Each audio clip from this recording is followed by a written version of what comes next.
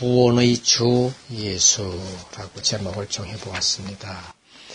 하나님은 어떤 인간에게도 판단을 받거나 평가를 받으실 수 없는 분입니다. 왜냐하면 인간은 하나님에 의해서 창조된 피조물에 불과한 존재이기 때문입니다. 더군다나 예수라는 이름으로 이 세상에 오셔서 당신이 만든 피조물들에게 죽음을 당하시면서까지 사랑을 베풀어 주셨기 때문에 우리는 그분 앞에서 뭐라 입을 열 수 없는 존재입니다. 피조물에 불과한 인간이 그 주인에게 뭐라고 할 수 있겠습니까? 오히려 구원의 길을 열어주신 주님께 황송할 뿐이고, 따라서 각자에게 주어진 어떠한 환경과 여건 속에서도 말씀을 받아들이고 순종할 따름입니다. 그러므로 만일에 하나님에 대해서 옳다 그르다 하며 이러쿵저러쿵 하고 따진다면 그것 자체가 바로 스스로 하나님과 같은 위치에 올라서서 선악을 구별하는 것이 되므로 결국은 선악과 나무의 열매를 따먹는 것이나 마찬가지가 되는 것입니다. 하나님은 인류 초기의 태고 시대부터 오랜 동안 인류의 역사와 함께 하시면서 너희를 창조한 하나님을 기억하고 죄를 짓지 말라고 많은 선택된 사람들을 통해서 말씀을 들려주셨는데, 그러한 말씀들이 성경책 안에 다 묶여져서 들어있습니다. 또 이 책은 더군다나 어느 한 사람만을 택해서 들려주신 말씀을 기록한 것이 아니라 시대의 멀고 가까움을 초월하여서 여러 사람들을 택해서 기록하신 내용입니다. 그런데도 불구하고 그 내용에 있어서 한결같이 서로 일맥상통하게 하나님과 예수 그리스도에 대해서 기록되어 있다고 하는 것은 놀랄 일이며 그로 인해서 더욱더 객관성이 있다고 할 것입니다. 그런데도 불구하고 다른 종교 서적이나 객관성도 없는 일부의 어느 한 사람이 하나님의 말씀을 받았다고 하는 것을 자료로 제시하면서 그것이 하나님의 말씀이다, 이것이 옳다 하며 성경책의 말씀이 틀렸다고 비판한다면은 그것 자체가 바로 선악과 나무의 열매를 따먹는 것이나 마찬가지가 되는 것입니다.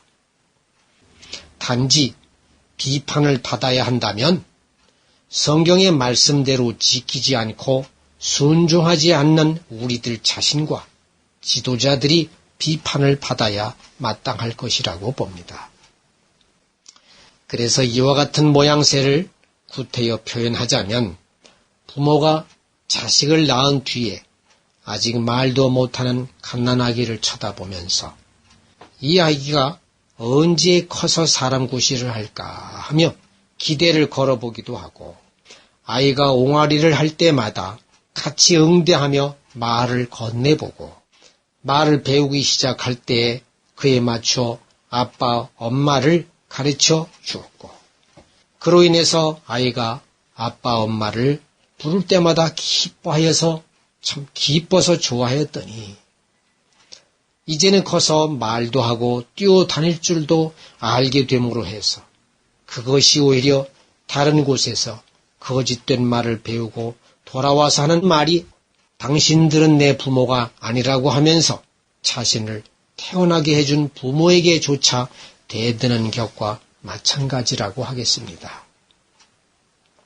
그러므로 피조물인 우리 자신들이 감히 하나님 앞에 대항하면서 하나님은 없다 하고 하나님은 구주가 아니다고 하고 이 세상에 신은 없다고 하면서까지 하나님을 모욕하고 자기가 곧 신인 것처럼 주장하는 자들과 같다고 하는 것입니다.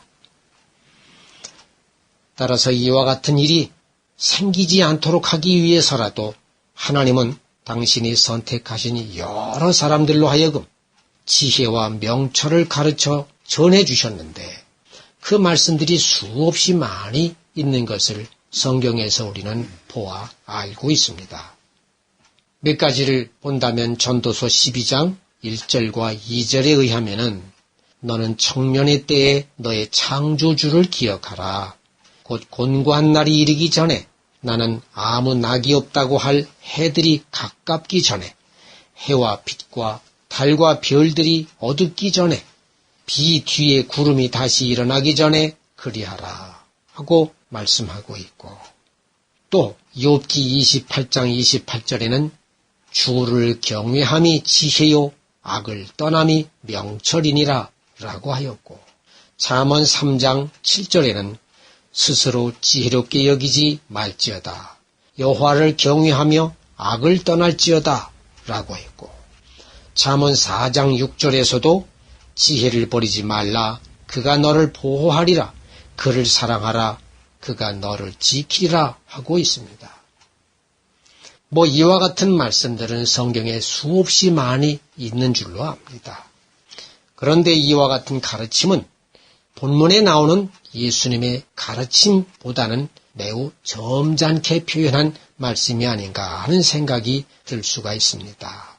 왜냐하면 예수님은 죄악으로 물든 세상에서 사람을 구원하시기 위해서 더 이상 그대로 보고만 있을 수만은 없었기 때문에 큰 소리로 외치셨다고 기록이 되어 있기 때문입니다.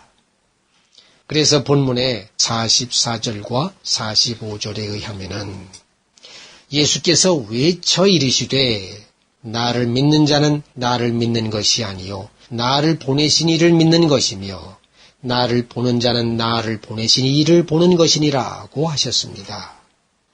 여기서 예수님이 얼마나 답답하셨으면 외쳐 이르셨다고 하고 있겠습니까? 그리고 당신 스스로가 얼마나 확신에 차 있고 떳떳하셨다면 외치셨겠습니까? 그런데 이렇게 외치신 말씀이 나를 믿는 자는 나를 믿는 것이 아니요 나를 보내신 이를 믿는 것이다 라고 하셨으니 이 말씀은 그러므로 당신을 믿는 것이 곧 하나님을 믿는 것이라는 말씀인 것이고 그래서 이것을 위해서 온 세상에 알리러 오셨다고 하는 것입니다.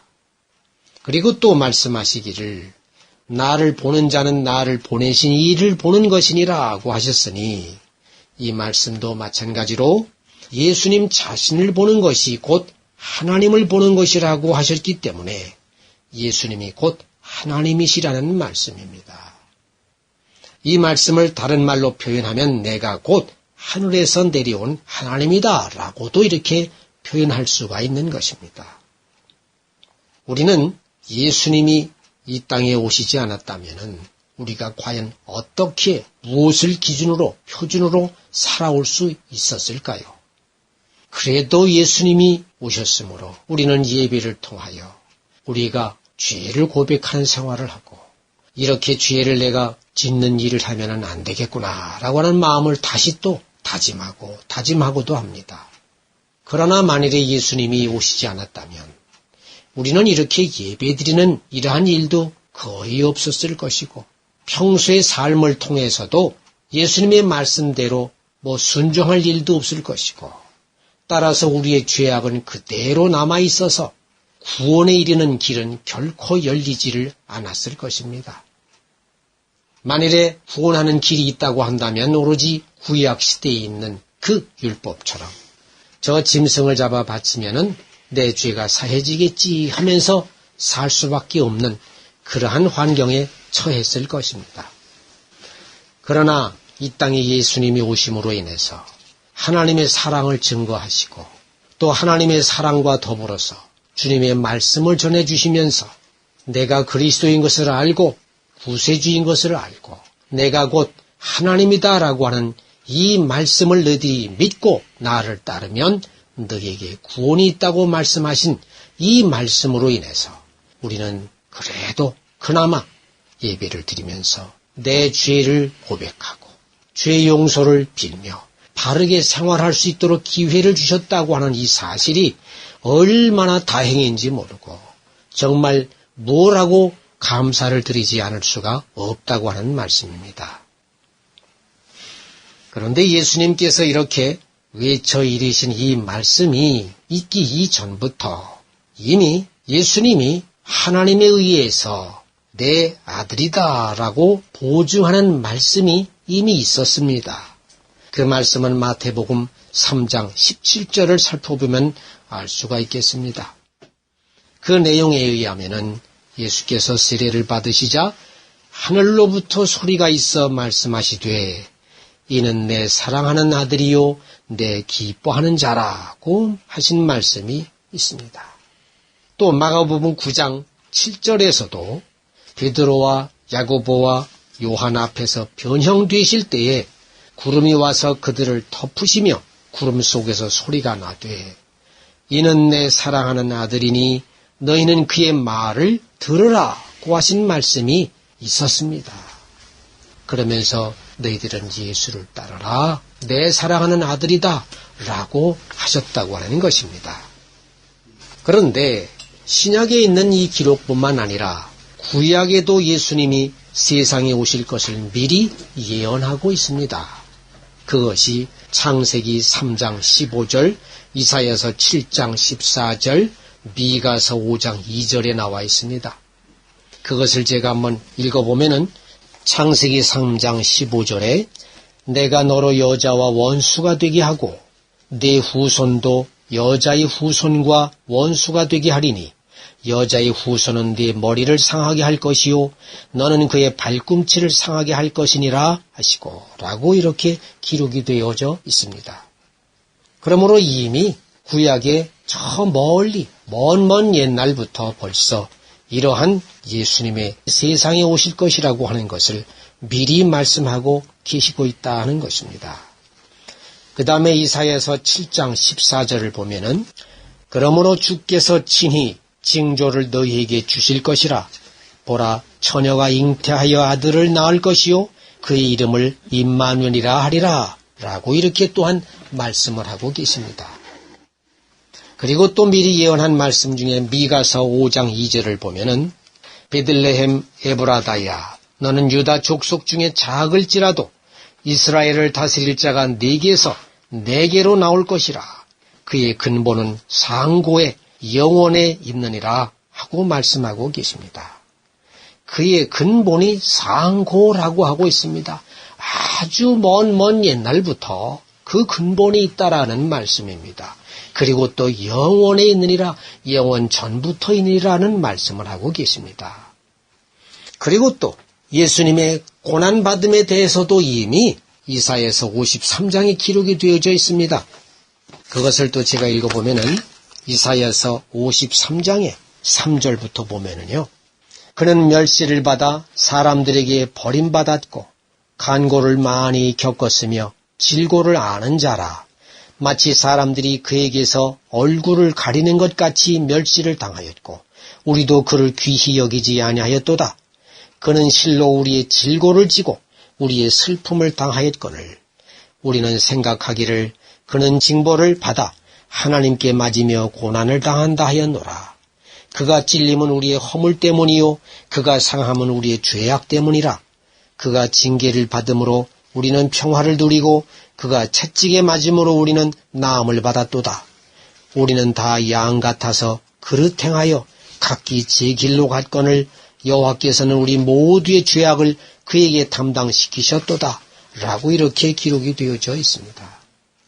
이 말씀을 보면 이미 예언된 구세주가 이 땅에 오실 것을 말씀하고 있고 또 고난을 받아 돌아가실 것을 또한 예언하고 있는 말씀인 것입니다. 이렇게 만세 전에 창세기에조차도 만세 전에 인간이 죄를 짓는 그 순간부터도 이미 예언된 구세주는 다른 종교에는 없습니다.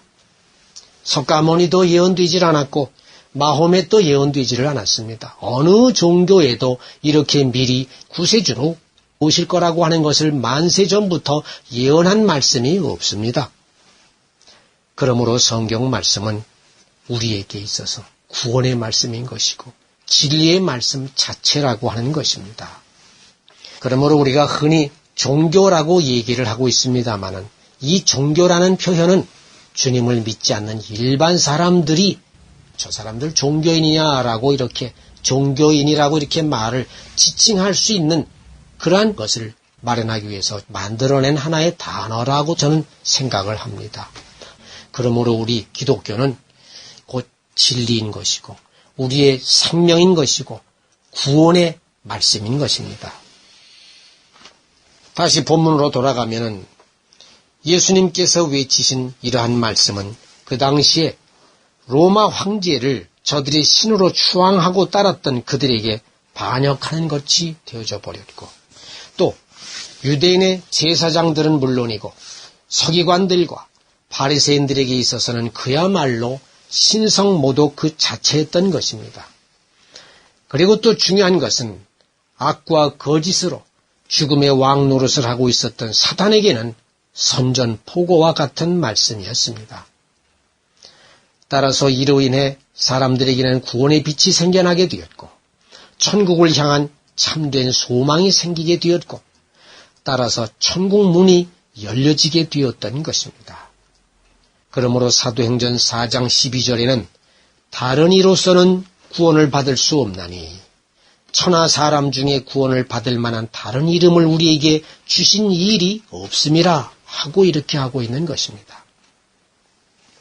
그런데도 이 세상에는 빛으로 오신 예수님을 보지 못하는 장님들이 수없이 많이 있습니다.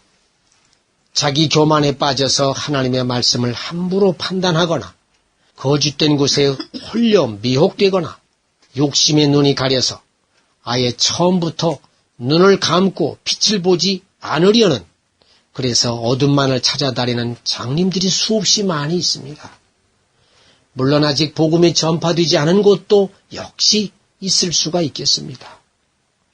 자, 그 다음에 본문 46절에는 나는 빛으로 세상에 왔나니 물은 나를 믿는 자로 어둠에 거하지 않게 하려 함이로라고 말씀하고 있습니다.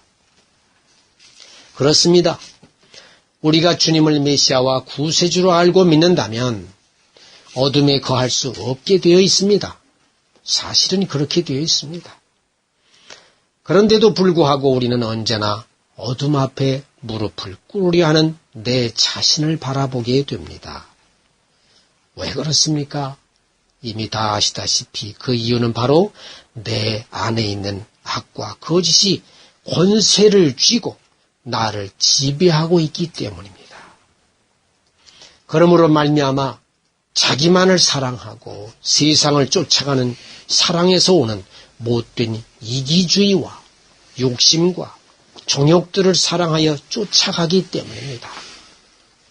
그러므로 우리 안에 이러한 것들이 들어있는 한에는 결코 사탄과 마귀, 소나귀에서 벗어날 수가 없게 되어 있습니다. 이것을 이기기 위해서 우리는 매 순간마다 내 안에 있는 어둠의 세력들과 싸울 수밖에 없는데 이러한 싸움에서 도움을 받을 수 있는 분이 바로 예수 그리스도라고 하는 것입니다. 바울은 그래서 말하기를 로마서 7장 22절에서 24절까지에 내 속사람으로는 하나님의 법을 즐거워하되 내 지체 속에서 한 다른 법이 내 마음의 법과 싸워 내 지체 속에 있는 죄의 법으로 나를 사로잡는 것을 보는도다. 오호라 나는 곤고한 사람이로다. 이 사망의 몸에서 누가 나를 건져내랴 라고 말하고 있습니다. 그렇습니다. 바울의 이 말은 솔직한 고백입니다. 아무리 죄를 안 지으려고 마음을 단단히 먹고 있어도 어느 순간에인가 내가 방심하는 틈을 타서 벌써 내가 원하는 대로 내 멋대로 행하게 되는 것을 보게 됩니다.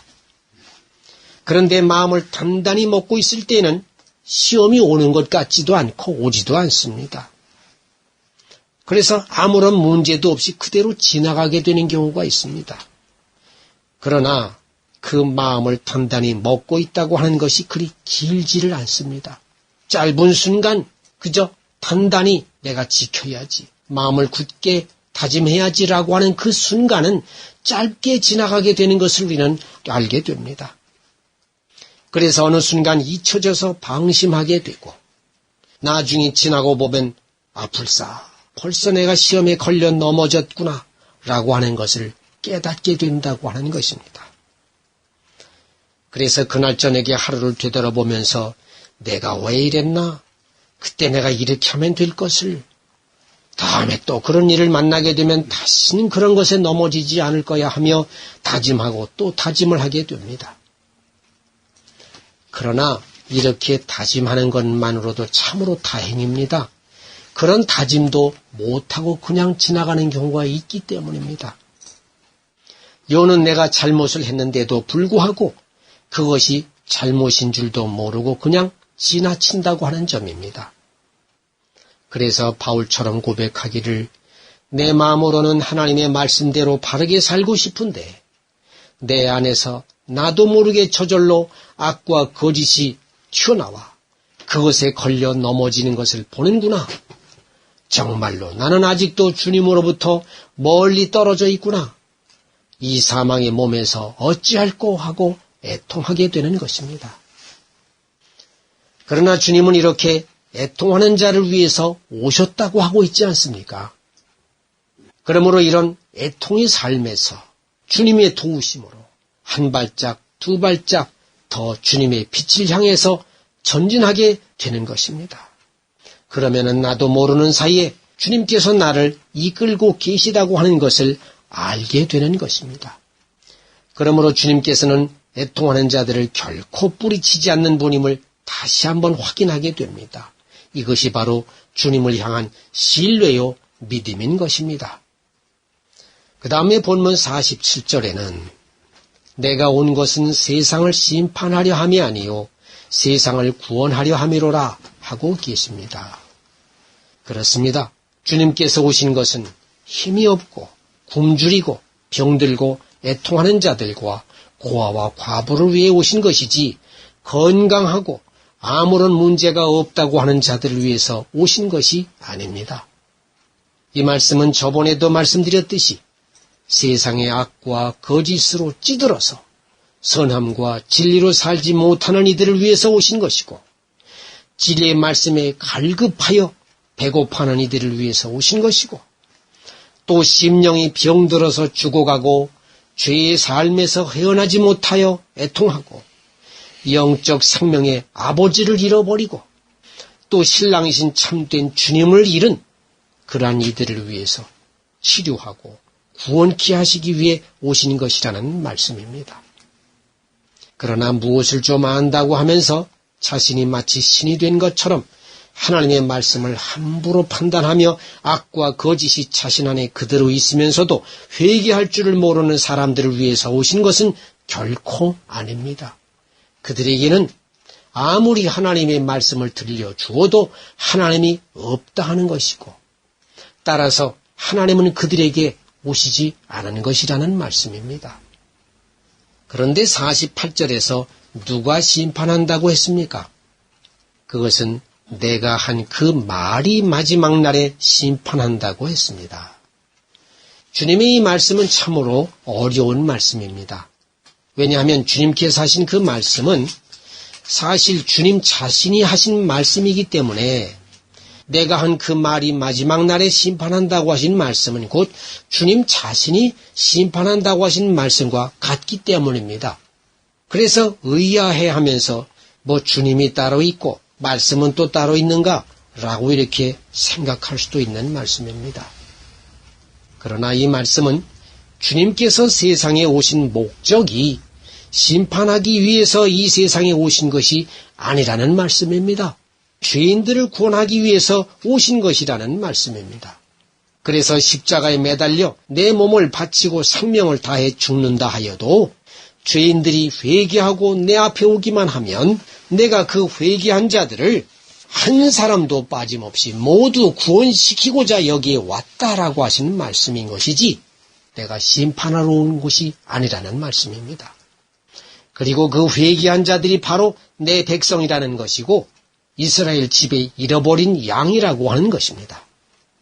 그래 마지막 날에 심판한다고 하는 그 말은 회개하고 다시는 죄를 짓지 말라고 그렇게 일러주었어도 말을 듣지 않은 자들에게 하신 심판의 말씀인 것이고 또 모든 사람에게 영생을 주게 하기 위해서 만민을 다스리는 권세를 아버지께서 내게 주셨으니 나를 믿으라 해도 믿지 않은 자들에게 심판이 있다는 말씀인 것이고, 또 나는 부활이요 생명이니 나를 믿는 자는 죽어도 살겠고 무릇 살아서 나를 믿는 자는 영원히 죽지 아니하리라고 했어도 그 말을 듣지 않았으니 내가 한 그 말로 인하여 마지막 날에 심판을 받게 될 것이라는 그러한 말씀인 것입니다. 그리고 여기에서 마지막 날이라고 하는 것에는 몇 가지 해석해 볼 수 있겠지만은 지난번에도 말씀드렸듯이 지구의 인류가 모두 멸망하는 그러한 마지막 날을 뜻하는 것이 아니라고 하였습니다. 왜냐하면 하나님은 시공간을 초월하여서 과거의 구약시대에도 계셨고 신약시대를 지나 앞으로의 미래시대에도 계속 계실 것이며 또 그 사이에도 멸망들이 있었기 때문입니다. 노아의 홍수를 통해서 수많은 사람들이 멸망을 당했지만 그래도 그 중에서도 하나님은 선택받은 자를 택하셔서 그를 통하여 인류를 또한 존재하게 하셨기 때문에 하나님은 결코 멸망케 하시는 분이 아니라고 하는 사실입니다. 인류가 완전히 멸망하고 종말을 맞이하게 되면 더 이상 하나님의 나라가 확장될 수가 없기 때문에 그렇습니다. 그래서 하나님은 내 안에도 계실 뿐만 아니라 이곳 태양계의 지구에도 계실 것이고 멀리 있는 별과 모든 우주 안에도 계시는 분이라는 것을 이해하시면 되겠습니다. 이와 같은 것을 더 말씀드리면 긴 이야기가 될 것 같으므로 여기서 줄입니다. 그러므로 마지막 날이라고 하는 것은 각각의 개개인으로 볼 때에 더 이상 회개할 수 없는 마지막 날로서 이 세상에서의 생애가 끝나 각자가 죽는 날이라고 할 것입니다.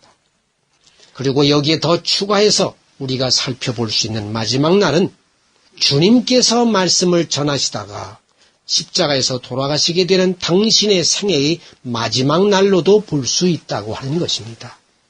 그러므로 이러한 등등의 의미로 살펴볼 때 마지막 날이라고 하는 것은 먼 미래에 있는 것이 아니라 바로 지금이라고 하는 것입니다. 그래서 지금 바로 주님을 믿고 회개하면 그것이 곧 구원인 것이고 그렇지 않으면 그것이 곧 죽음이라고 하는 것입니다. 그리고 49절에는 내가 내 자의로 말한 것이 아니요 나를 보내신 아버지께서 내가 말할 것과 이를 것을 친히 명령하여 주셨으니 하고 계십니다. 이 말씀은 지금 예수님께서 하시는 말씀들이 모두 자기 자신으로부터 나온 말이 아니라는 것을 알려주시고자 하시는 말씀입니다. 왜냐하면 이미 44절과 45절에서 나를 믿는 자는 나를 믿는 것이 아니라 나를 보내신 이를 믿는 것이며 또 나를 보는 자는 나를 보내신 이를 보는 것이라고 하셨기 때문에 지금 내가 말하는 것도 내 말이 아니라 아버지께서 하라고 명령하신 것을 말하는 것이라고 하신 말씀입니다. 그러므로 우리는 주님의 말씀을 하나님의 명령으로 알고 그대로 듣고 실행해야 된다고 하는 것입니다. 그렇게 해야만 그것이 곧 구원에 이르는 길이다라고 하는 것입니다. 그리고 50절에서 나는 그의 명령이 영생인 줄 아노라. 그러므로 내가 이르는 것은 내 아버지께서 내게 말씀하신 그대로니라고 하셨습니다. 그러므로 이 말씀에서도 역시 내가 지금 너희들에게 아버지의 명령을 대신해서 알려주는 것이므로 그분의 말씀이 곧 영생의 말씀이다. 그러므로 내 말을 들으라 라고 하는 말씀이라고 하는 것입니다. 따라서 오늘의 본문 말씀을 모두 종합해서 간단히 요약을 한다면 내가 곧 아버지와 같은 자로서 세상을 구원하러 왔다. 그러므로 나를 믿고 내가 일러주는 말을 아버지의 명령으로 알고 지키면 영생하게 될 것이고 그렇지 않으면 나의 말로 인하여 심판을 받게 될 것이다 라는 말씀입니다. 그러므로 우리의 생명과 구원이 되시는 분은 오직 예수 그리스도 한 분밖에 없다고 하는 것입니다. 더군다나 마태복음 28장 18절에서 이르시되 하늘과 땅의 모든 권세를 내게 주셨으니 라고 하셨고, 마가복음 2장 10절에서는 중풍병자를 고치실 때에도 그러나 인자가 땅에서 죄를 사는 권세가 있는 줄을 너희로 알게 하려 하노라고 말씀하셨으므로 우리를 죄에서 구원하시는 권세와 능력이 오직 예수 그리스도 한 분밖에 없다고 하는 사실입니다. 만일에 예수 말고 또 다른 이름으로 구원을 얻을 수 있다고 한다면 예수님께서 이 땅에 오셔서 고난을 받으시다가 십자가에 달려 죽으신 것이 무가치한 것이 되는 것입니다. 무엇 때문에 이 세상에 오셔서 고난을 받으시고 말씀을 전하시다가 죄인으로 몰려서 십자가에서 돌아가셨느냐 하는 겁니다. 그것은 하등에 정말로 무익한 것이 되었다라고 하는 것이지요. 다른 구원받을 수 있는 다른 길이 있다면, 구원을 주겠다고 하는 자가 다른 자가 있다고 한다면 예수님의 이러한 생애와 이러한 죽음은 정말로 무가치하다는 말씀이라는 것입니다. 또 그분의 부활도 아무런 의미가 없게 되는 것입니다. 그러므로 하나님께서는 예수님을 향하여 마가복음 1장 11절에서와 같이 너는 내 사랑하는 아들이라, 내가 너를 기뻐하노라 고 하셨던 것이고, 조금 전에도 살폈듯이 사도행전 4장 12절에서도 다른 이로서는 구원을 받을 수 없나니 천하 사람 중에 구원을 받을 만한 다른 이름을 우리에게 주신 일이 없음이라고 하고 있는 것입니다.